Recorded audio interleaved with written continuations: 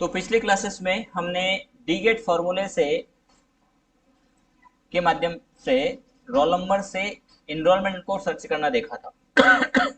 लेकिन I think ये complete नहीं है इसमें, क्योंकि डीसीए का डेटा नहीं उठा रहा। हाँ, होगा कंप्लीट तो होगा, लेकिन ये कॉन्टेक्ट नंबर सही नहीं होंगे। तो कॉन्टेक्ट नंबर हम इसमें डाल देते हैं 9856, 9856 या एक्चुअल जुड़ा देंगे। तो ये एनरोलमेंट नंबर जनरेट होकर के आ रहा है। अब यहाँ पर यदि वन नंबर है तो आप देखते हैं कि यहाँ पर जो एनरोलमेंट नंबर फर्स्ट है वो रिकॉर्ड आ रहा है। ठीक है, इसका मतलब है कि यहाँ पर इस नंबर से हमने एनरोलमेंट को सर्च किया। सर्च करने के बाद फिर इसको एडिट करेंगे यहाँ पर, तब जाकर के उन स्टूडेंट का रिकॉर्ड यहाँ पर आएगा। तो कहने का आशा है कि जब हमने इसको सर्च कर ही लिया है तो फिर एक बार और करेक्शन की आवश्यकता क्यों। हम चाहते हैं कि नंबर हमने डाले, बात खत्म हो गई, उन्हीं का अब हमें फीस डिपॉजिट करना है। ठीक है, यानी कि जब यहाँ इस नंबर से, मोबाइल नंबर से एनरोलमेंट आया तो ये एनरोलमेंट ऑटोमेटिक ही यहाँ पर भी आ जाए। ठीक है, तो इसके लिए हम इस एनरोलमेंट वाले सेल में फॉर्मूला लगाते हैं। अभी फॉर्मूला लगा लेफ्ट का, जिससे ये एनरोलमेंट ऑटोमेटिक बन रहा है। लेफ्ट डीसीए में से डी आए, फिर हमने C8 लगाया यानी ईयर लगाया, फिर लेफ्ट D8 का लगाया, इसमें से हमारा जनवरी आए, और फिर नंबर लगाया, तब जाकर के हमारा एनरोलमेंट जैसा हम चाहते हैं वैसा बन गया। इसी में हम आगे थोड़ा सा कंडीशन को बढ़ा देते हैं। क्या करते हैं, यहीं पर असाइन करेंगे हम इफ, यदि क्या हो, यदि ये मोबाइल नंबर यानी H11 इक्वल ब्लैंको। ब्लैंको यानी हमें पहले से पता है कि इनका एनरोलमेंट नंबर क्या है, तो हम मोबाइल नंबर से उसको सर्च नहीं करेंगे, मतलब मोबाइल नंबर डालेंगे नहीं। तो हमने कहा कि यदि H11 ब्लैंक हो तो ये फॉर्मूला लगे। अब देखिए फॉल्स बता रहा, मतलब कि ये ब्लैंक नहीं है, लेकिन जैसे आपने ब्लैंक किया ये फॉर्मूला लागू हो गया।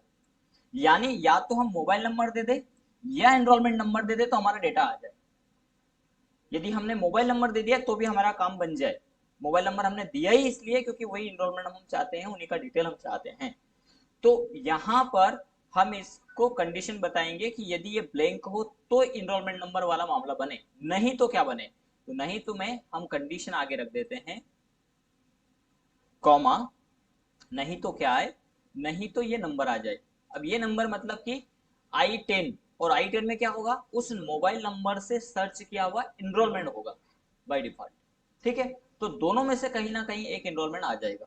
अब देखिए, अभी ये ब्लैंक है, ये नंबर आ रहा है, लेकिन यहाँ पर हमने डाला 9826 था ना, 9856, 56 डाला तो भी वही आया। अब यहाँ पर चेंजेस नहीं हुआ, क्यों नहीं हुआ, क्योंकि एक ही इनरोलमेंट है। लेकिन चेंजेस कब होगा, जब यहाँ पर 1 दिया जाएगा। यदि यहाँ 1 है तो अब ये रिकॉर्ड किसके आधार पर है, इस नंबर के आधार पर। ठीक है, यानी अब हमें हमें पता है कि यही इनरोलमेंट है, तो ये नंबर डिलीट करना पड़ेगा। जब इनरोलमेंट नंबर डिलीट कर देंगे तो इसके आधार पे आएगा, नहीं तो जो मोबाइल नंबर है उसके आधार पे आएगा। यानी आप मोबाइल नंबर डाल दीजिए, उससे इनरोलमेंट आ जाएगा। इनरोलमेंट जब आया तो इनरोलमेंट से वीलुकअप लगा, वीलुकअप से सारी फीस रिसिप्ट आ जाएगी और फीस एग्जैक्ट उसी मामले में सेव हो जाएगा। यानी अब हमारे लिए मेन कंपोनेंट हो गया हमारा मोबाइल नंबर। यानी किसी भी स्टूडेंट की आपको फीस जमा करना है तो उसका मोबाइल नंबर डालिए, फीस जमा कर सकते हैं। मोबाइल नंबर नहीं है उस स्थिति में इनरोलमेंट पे जाना पड़ेगा, अदरवाइज इनरोलमेंट पे जाने की आवश्यकता नहीं है। ठीक है, हम चाहते हैं कि जैसे ही एडमिशन हुआ वैसे ही हमें थोड़ा सा ये पता चल जाए कि उनका नंबर क्या है।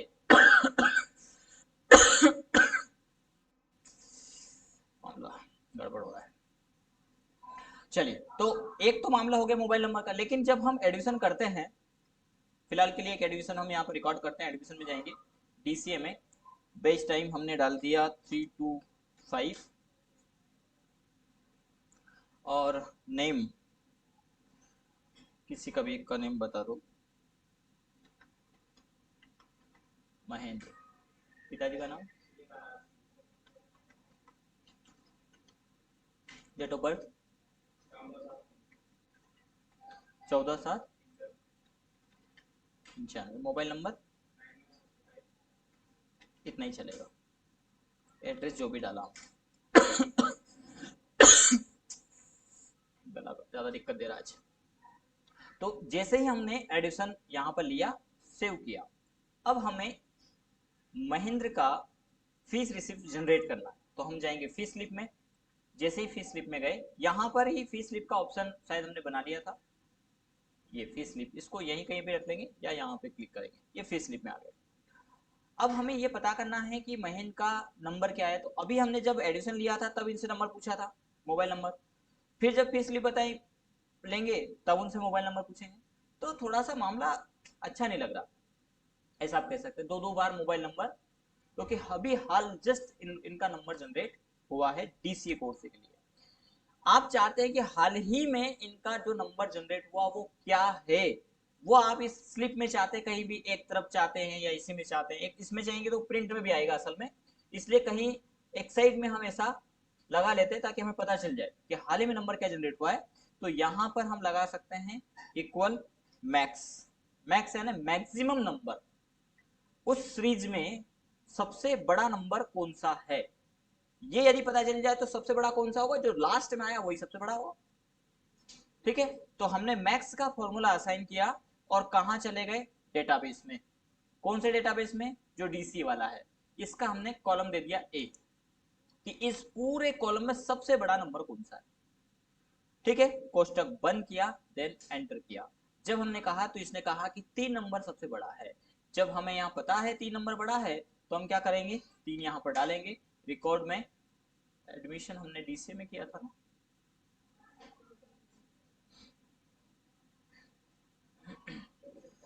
यहाँ फॉर्मूला नहीं लगा है, ठीक है, तभी तो हम इसको खींचा नहीं है फॉर्मूले को, और कुछ भी नहीं है।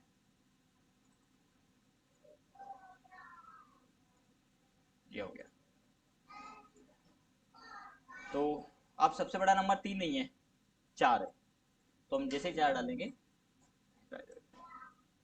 लेकिन ये नंबर किस पे बताया, ये डीसीए कोर्स का बताया।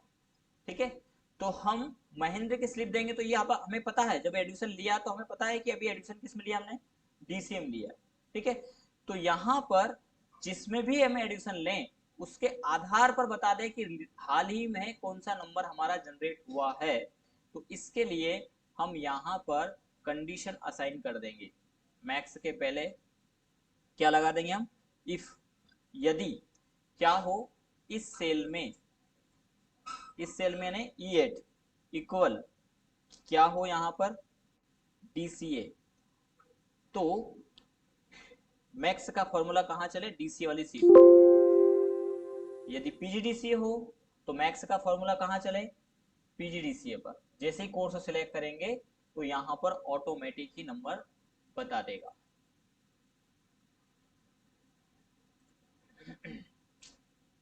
ये गलत कर लिया हमने।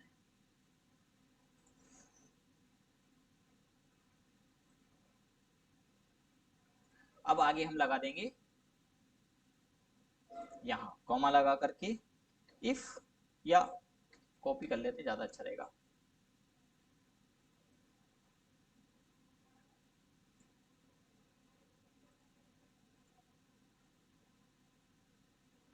यदि क्या हो, पीजीडीसीए, तो मैक्स का फॉर्मूला किस सीट से चले, पीजी वाली।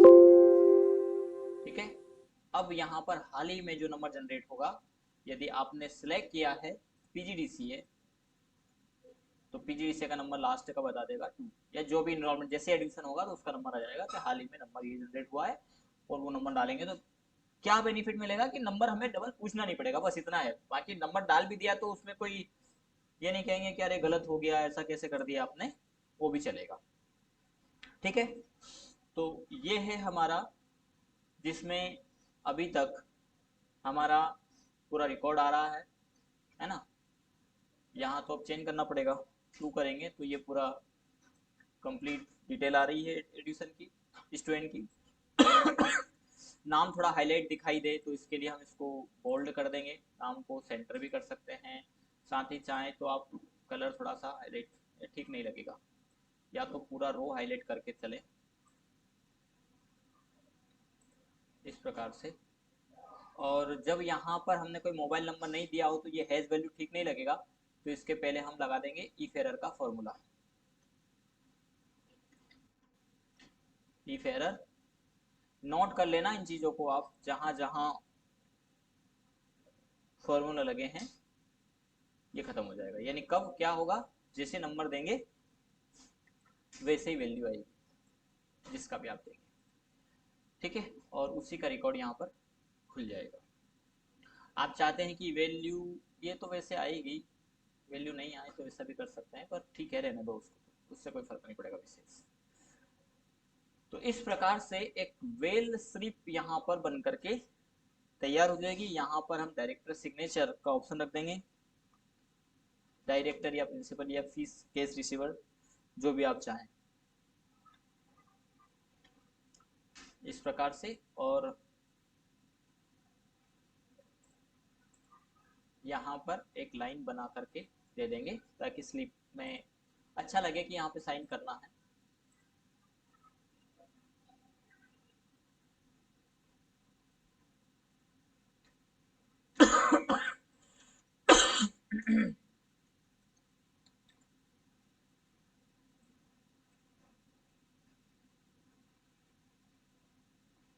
इस प्रकार से तो यहाँ पर एक वेल रिसिप्ट डिजाइनिंग हम कर चुके हैं। चलिए इसी के बाद अब ऑल रिसिप्ट की बात करें हम, तो ऑल रिसिप्ट में कुछ कमी और है। अब हम ये चाहेंगे कि टोटल डीसीए की फीस कितना बना, तो एक तो हमारे पास यहाँ है, यहाँ भी हम टोटल कर सकते हैं इन सभी का, जो हमारा टोटल फीस आया है इसका हम टोटल कर सकते हैं। ये ठीक रहेगा वैसे, जो भी टोटल आया फीस, लेकिन टोटल तो हम कर लेंगे, इसमें बड़ा इशू नहीं है। लेकिन एक नया कि हम यहाँ पे ना करते हुए यही टोटल कर लें। यहाँ टोटल करने के लिए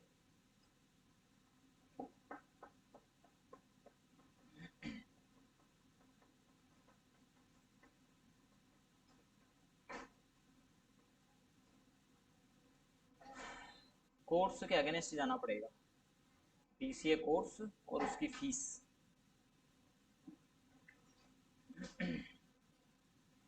जो कोर्स होगा उसकी फीस यहाँ निकल जाएगी, तो हमारे पास एक सेल यहाँ पर है जिससे हम उस कोर्स की फीस पता कर सकते हैं। तो ये फॉर्मूला भी हम इसमें असाइन कर देते हैं। फीस स्लिप में यहाँ पर इक्वल ये वैल्यू, ठीक है। तो ये वैल्यू ऑटोमेटिक जब जाएगी वहां पर हम सम इफ का फॉर्मूला यहाँ पर लगा पाएंगे। और इसका कलर सेम कलर कर देंगे हम, ताकि फीस शो नहीं हो। इसी के साथ में हमारा डेट का फॉर्मूला, डेट अभी छूटा हुआ ना इसमें, रिसिप्ट नंबर है, तो रिसिप्ट नंबर तो ज़्यादा अच्छा रहेगा कि हमारा नेक्स्ट रो में रहे, यानी यहाँ, और रिसिप्ट यहाँ आए, यहाँ पर आए डेट, और यहाँ पर आज की डेट लाने के लिए हम लगा देंगे टू डे का फॉर्मूला, टू डे कोष्टक बन एंटर।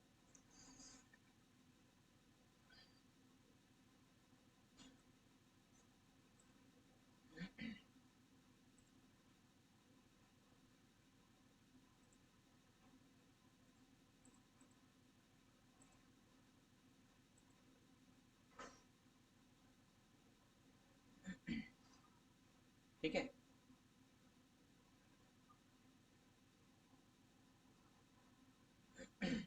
तो हमारी स्लिप में अब डेट भी आ रहा है, रिसिप्ट नंबर भी आ रहा है, मोबाइल से हम इनरोलमेंट नंबर सर्च भी कर पा रहे हैं, इनरोलमेंट से भी फीस ला पा रहे हैं, टोटल फीस भी, ड्यू फीस भी, फीस जमा करना, सारे मामले लगभग लगभग सेट हो गए हैं। एक बार और हम एक स्लिप बनाते हैं। अब ये स्लिप हमारी आ चुकी है यहाँ पर, ठीक है।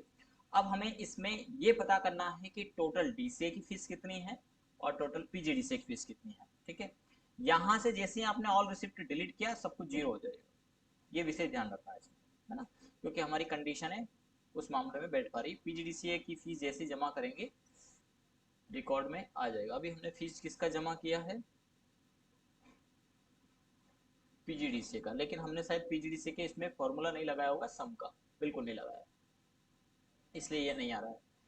तो यहाँ पर आप फॉर्मूला यहाँ से कॉपी कर सकते हैं डीसी वाले, ठीक है, इसको हम कॉपी करेंगे,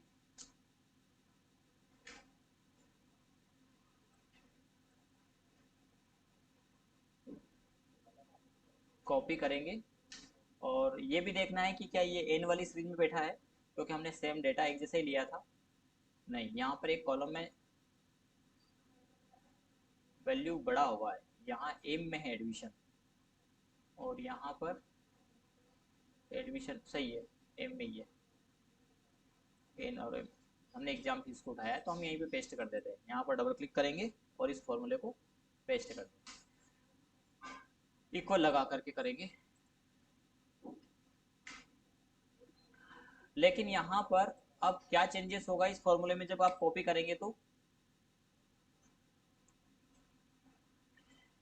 यहाँ पर जहां जहां बीसी लिखा है वहां पर पीजी हो जाएगा,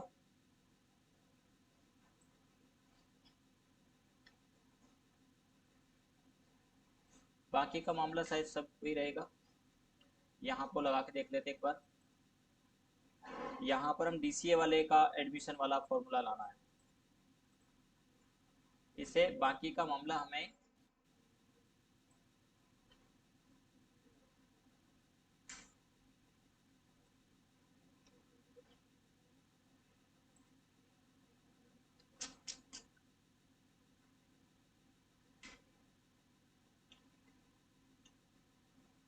डबल क्लिक करके और फिर फॉर्मूले को आराम से कॉपी करना, नहीं तो ये इधर उधर हो सकता है। कॉपी, एंटर करें, फिर यहाँ पर जाए पीजीडीसी वाले मामले में और फिर पेस्ट करें और यहाँ पर हम कर देंगे पीजीडीसी, एक जगह पर पीजीडीसी किया, यहाँ पर भी हम कर देंगे पीजीडीसी, ये फीस आ गई थी, और डबल क्लिक कर देंगे।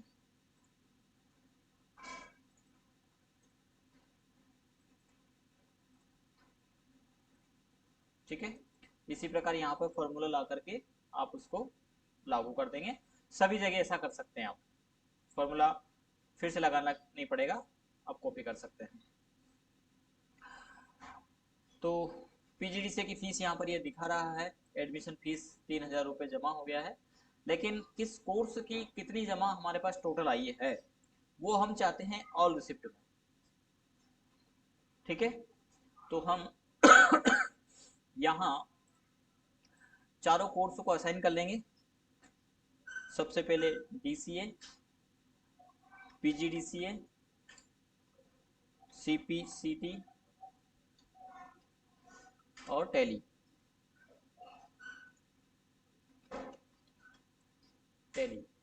यहाँ पर हम फॉर्मूला लगा देंगे, इक्वल सम इफ कोष्टक रेंज क्राइटेरिया और सम रेंज। तो रेंज तो हमारी हो जाएगी ये कोर्स वाली यानी ई, कॉमा क्राइटेरिया हो जाएगा हमारा ये वाला, कॉमा सम रेंज हो जाएगी, हमने आई थिंक जी में डाला था तो ये जी, ठीक है, जो दिखाई नहीं दे रहा है उसका कलर चेंज है क्योंकि 0, ठीक है ना। यहाँ पर लगाते हैं इक्वल सम इफ कोष्टक रेंज, ये हमारी रेंज है, कॉमा क्राइटेरिया, ये हमारा क्राइटेरिया है, कॉमा ये हमारा वैल्यू है, कोष्टक बंद, देन एंटर। तो पीजीडीसीए के 3000 रुपये ये बता रहा है। यदि किसी का डीसीए में फीस स्लिप बनेगा, यहाँ कोर्स हम सिलेक्ट करेंगे डीसीए, और डीसीए का फीस इन्होंने जमा करवाया 6500, क्लिक करेंगे तो यहाँ पर डीसीए की फीस 6500 आ गई। तो कोर्स वाइज फीस भी यहाँ पे टोटल होकर के आ रही है। हर स्टूडेंट को तो आ ही रहा है, लेकिन एक दिन में नहीं, टोटल ओवरऑल डीसीए का अभी तक कितनी फीस आया वो बता देगा, पीजीडीसीए का टोटल कितना आया। तो यहाँ वहां भी देख सकते हैं डेटाबेस में, यहाँ भी सम का फॉर्मूला लगा सकते हैं, इक्वल सम।